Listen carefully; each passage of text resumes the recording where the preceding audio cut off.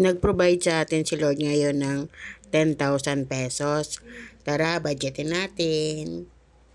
Ito nga pala yung aking wallet para sa budgeting.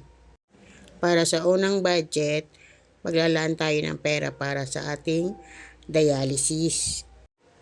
Para sa dialysis, maglalagay tayo ng 3,000 pesos.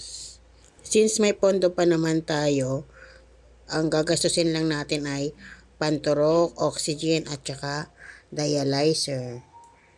Sunod naman ay ang maintenance medicines or yung mga gamot na biglang binibigay ng doktor.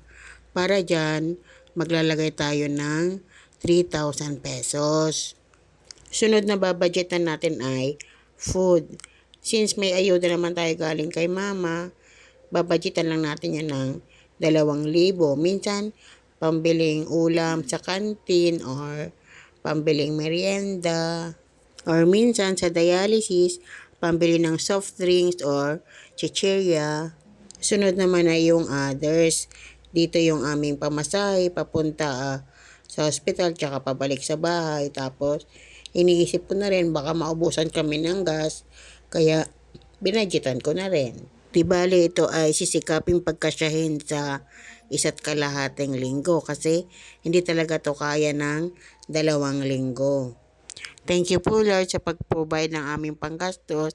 Ibinibigay ko po sa inyo ang pinakamataas na pasasalamat.